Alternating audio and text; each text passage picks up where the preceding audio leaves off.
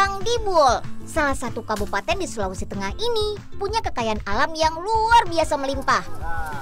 Dengan luas wilayah sebesar 3.500 km persegi, terbentang Laut Sulawesi sepanjang lebih dari 40.000 km. Dari perairan, Buol punya hasil laut berupa ikan roa. Sementara dari daratan, Buol kaya tanaman sagu. Nah, hari ini Unyil akan ajak kalian mengolah ikan roa dan sagu menjadi makanan khasnya orang Buol. Mau tahu apa itu? Come on, ikuti Unyil. Aduh, kapan harga sagu naik ya? Biar Oga cepet balik modalnya. Pak Oga. Wah, sudah dapat banyak ya, Pak? Den Unyil, lumayan nih. Mau buat apa sih? Mumpung lagi di Buol nih, Pak. Unyil mau pakai buat bikin ambal Apaan tuh ambal? Sambal kali. Aduh, Pak. Hati-hati dong bawanya. Aduh. Maaf Den. Nggak sengaja.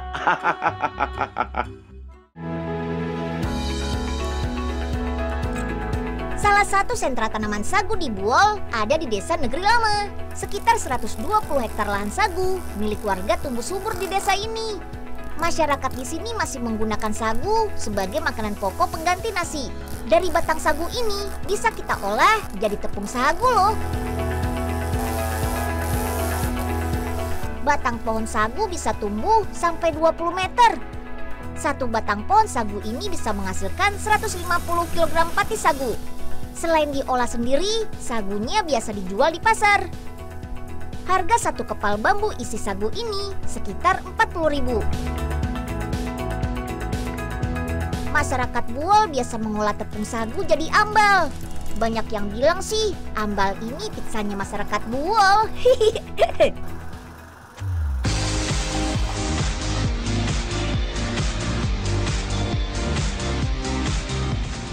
Ternyata dibilang pizza karena sagunya dimasak dengan aneka topping seperti pizza. Toppingnya berupa ikan teri dan kelapa parut. Lalu tambahkan garam, bumbu-bumbu, kemangi, dan bayam ungu. Aduk sampai tercampur rata. Uniknya, masak ambalnya di atas dudongean atau piringan tanah liat. Yuk, taburkan topping di atasnya. Tumpuk lagi dengan dudongean. Sagu punya indeks glikemik rendah.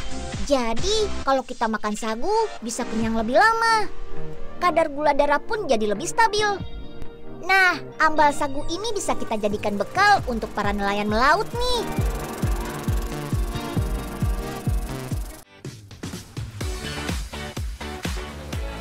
Setelah perut terisi, saatnya nelayan mencari ikan. Salah satu hasil laut di perairan utara Pulau Sulawesi adalah ikan roa. Ikan dengan nama latin Hemirampus brasiliensis ini termasuk jenis ikan terbang. Wih, banyak juga yang terjaring nih. Ikan roa ini bisa kita olah jadi abon ikan roa yang enak banget. Yuk, kita buat abon ikan roanya. Come on! Untuk diolah jadi abon, ikan roanya harus diasap dulu, biar rasanya lebih enak dan juga tahan lama.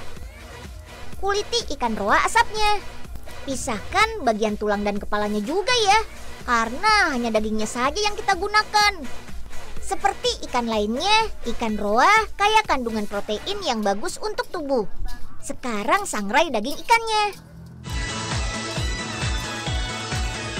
Baru deh haluskan.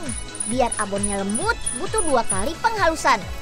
Sip, sekarang masak daging ikan bersama bumbu-bumbu yang lain.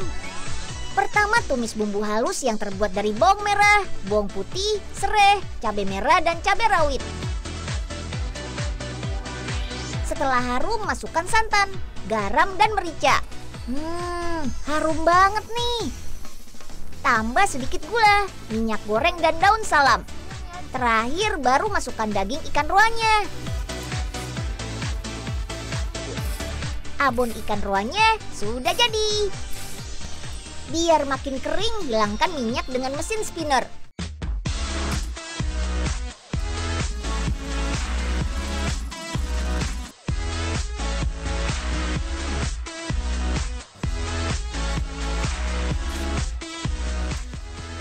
Tinggal kita kemas abon ikan roanya. Setiap kemasan berisi 100 gram abon ikan roa. Harganya Rp25.000. Abon ikan roa yang kaya gizi siap kita santap. Enak banget kalau dicampur dengan lauk pauk lainnya.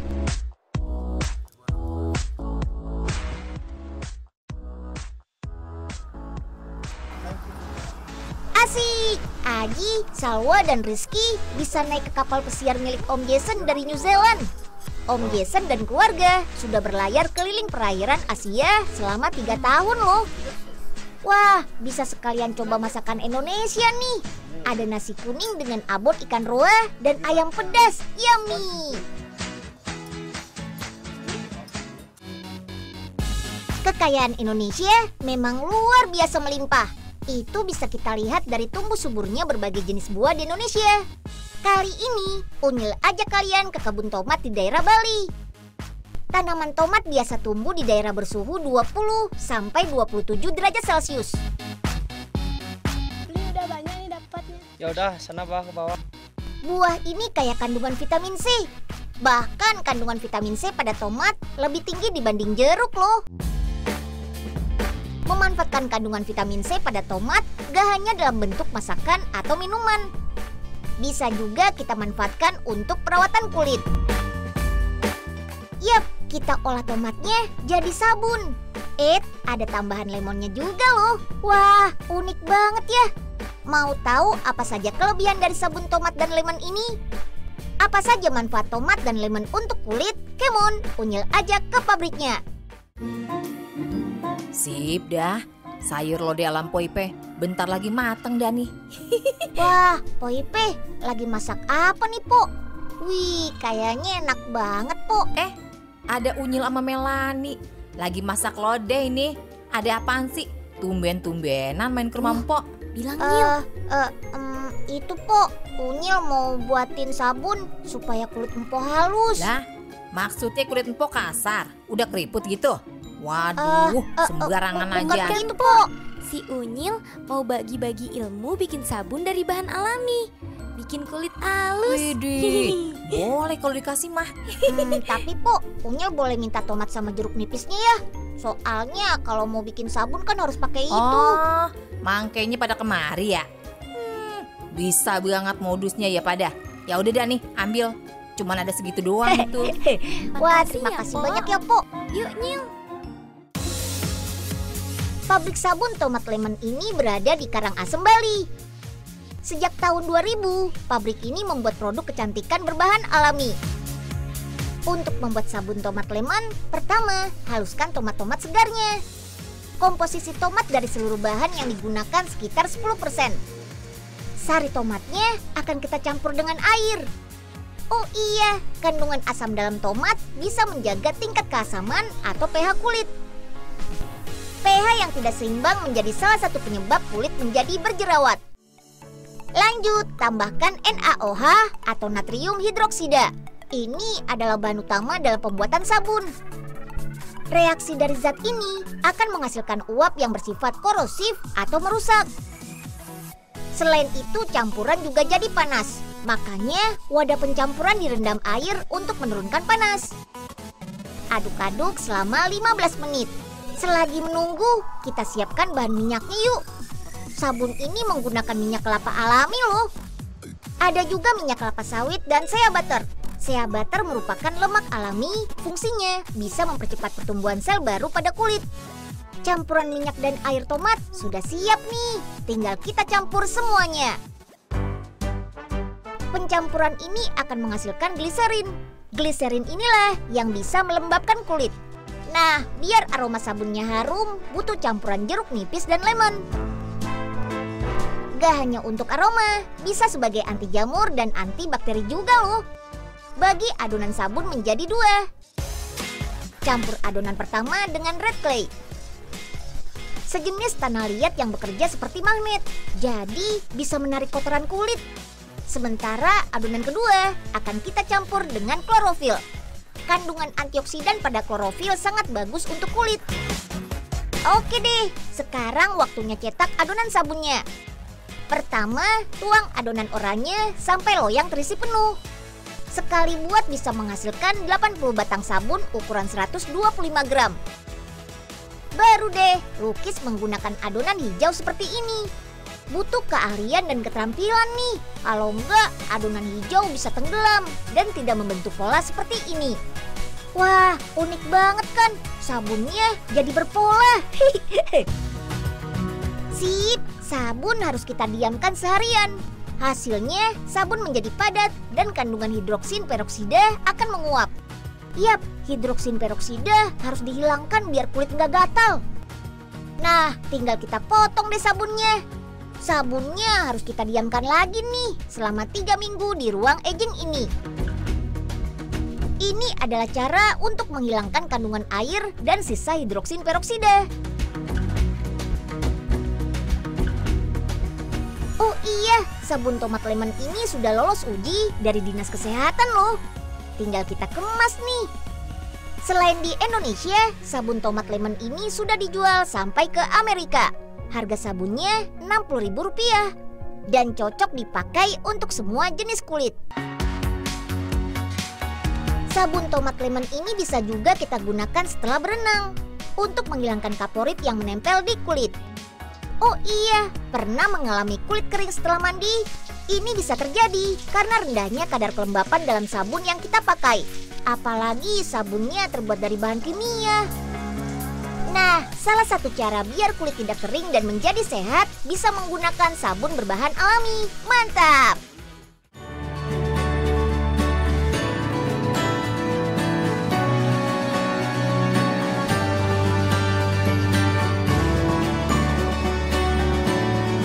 Kaya budaya, kaya hasil alam, kaya tradisi, dan kaya kuliner. Itulah Indonesia.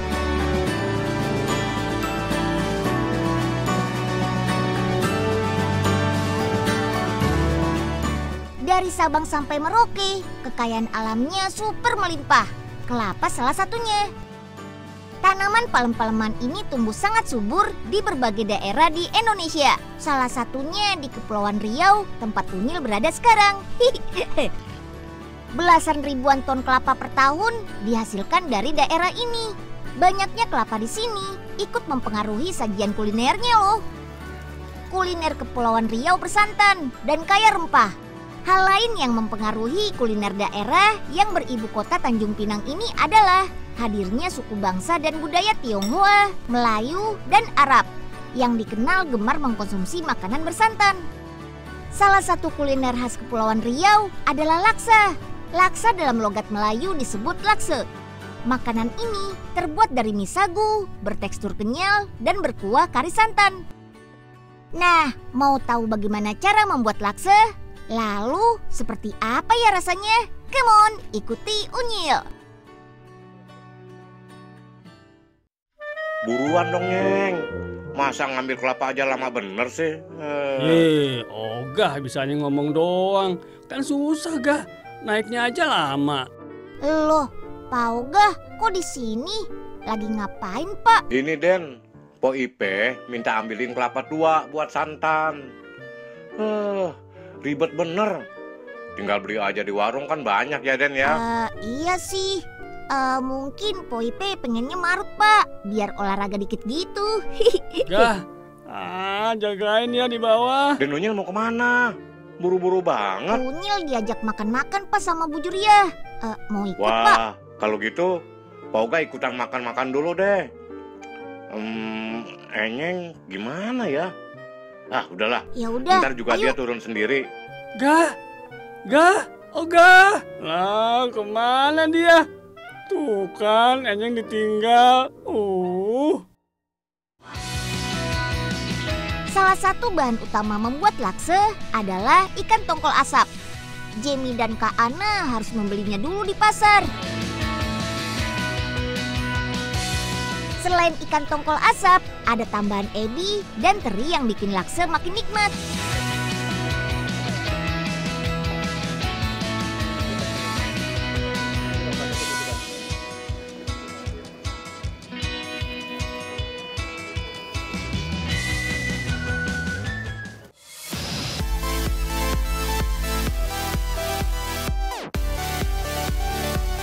65% lautan yang mengelilingi wilayah Kepulauan Riau membuat ikan dan hasil laut lainnya menjadi komoditas utama di sini. Makanya hampir semua makanan di sini menggunakan hasil laut. Kemon, sekarang kita masak lakse. Bahan-bahan lakse cukup beragam, terdiri dari aneka rempah asli Indonesia. Sebagai bahan utama ada mie sagu, ikan tongkol asap, ebi, dan teri. Sebagai bumbu rempahnya ada cengkeh, pala, jinten putih, pekak, merica hitam, ketumbar, adas manis, kayu manis, kapulaga, asam kandis, cabai, sereh, bawang, lengkuas, dan lainnya. Nah, agar lakse lebih nikmat dan lezat, masaknya pakai sasa santan bubuk. Praktis, tinggal tabur saja. Gurih dan mantap rasanya. Keunggulan sasa santan bubuk juga lebih tahan lama, tanpa bahan pengawet dan terbukti non kolesterol. Sip deh, kita mulai. Pertama, kukus ikan asap sekitar 15 menit.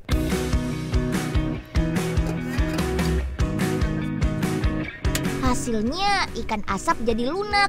Lalu suwir-suwir daging ikannya.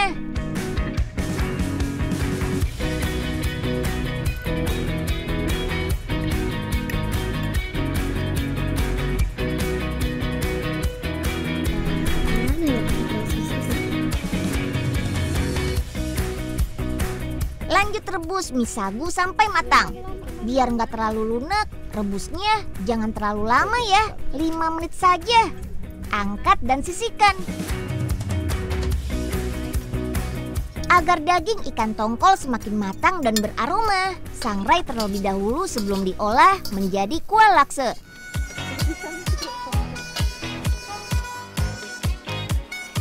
Sip deh, lanjut panaskan minyak dan tumis irisan bawang merah dan cabai giling sampai harum. Sekarang masukkan bumbu halusnya. Bumbu halus ini terdiri dari teri goreng, ebi sangrai, bawang merah dan putih, cengkeh, cabai merah kering, cabai rawit, dan aneka rempah Indonesia. Sebagai penambah aroma, tambahkan daun salam dan daun jeruk juga ya. Aduk-aduk sambil tambahkan air. Baru deh, masukkan ikan tongkol suwir, gula dan garam. Aduk lagi sampai rata.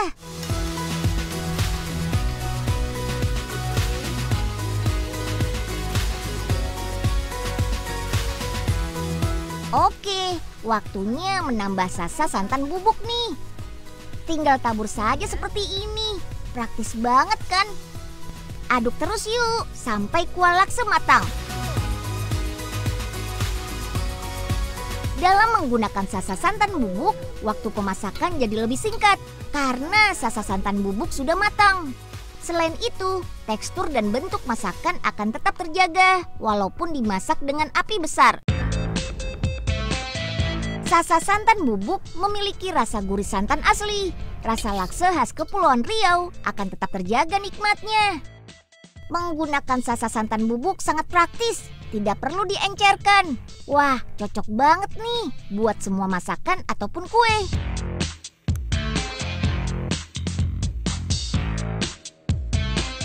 Baik sebagai bumbu dasar, topping, atau hidangan panas dan dingin. Oke deh, lakse super yummy siap disantap.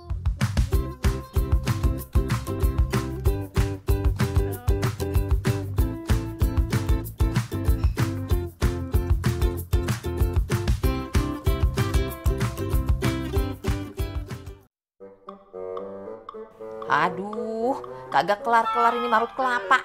Tangan udah pada pegel banget dari tadi. Ya, kena deh tangan ayah. Wah, Po Ipe, lagi unyil. olahraga tangan ya, Po? Ih, ngeledekin aja sih. Ini Nyil, Empo abis minta tolong Pak Oga ambilin kelapa, mau bikin laksa. Lah, ternyata marut pegel juga ya.